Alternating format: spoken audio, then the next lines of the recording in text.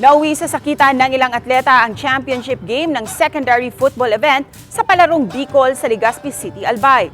Investigasyon ng insidente tinutukan na ng DepEd Region 5. Si Jessica Kalinog ng GMA Regional TV, Balitang Bicolandia para sa detalye. Ang dapat sana'y pagbubunyi matapos manalo ang koponan ng Masbate City sa championship game ng secondary football event para sa palarong Bicol 2024 sa Legazpi City, Albay nitong Mayo 3. Nauwi sa gulo at sakitan. Sa video na ito, makikita ang isang player mula sa katunggaling grupo mula Naga City, Camarines Sur na tumakbo sa isang atleta ng Masbate City, saka ito tinalunan sa likod. Ang stud o spike ng sapatos na gamit ng football player nagdulot ng sugat sa likod ng tinalunang atleta.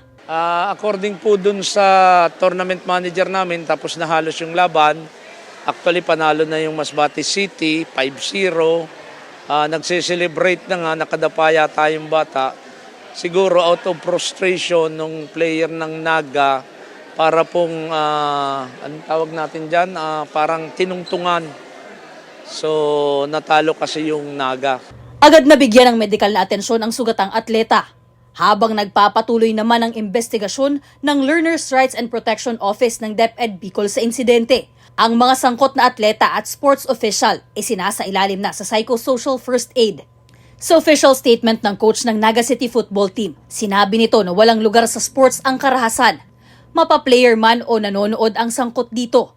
At habang hinihintay ang resulta ng investigasyon ng DepEd, humingi rin ito ng tawad sa mga nasaktan sa insidente. Hindi rin daw kinukonsinte ng DepEd Schools Division Office ng Naga City ang kahit anong karahasan sa mga delegado. Doon po sa mga athletes natin at patuloy pa sa kanilang paglalaro, lalong-lalo na po yung magre-represent ng Bicol Region sa paparating na palarong pambansa sa July. Sa akin lang po, huwag natin pairalin yung ating emotion.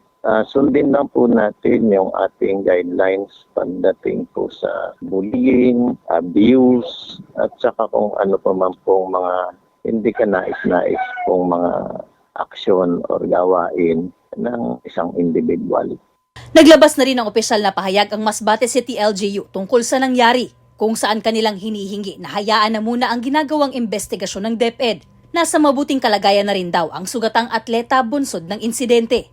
Mula sa GMA Regional TV, Balitang Bicolandia, Jessica Kalinog, nagbabalita para sa GMA Integrated News.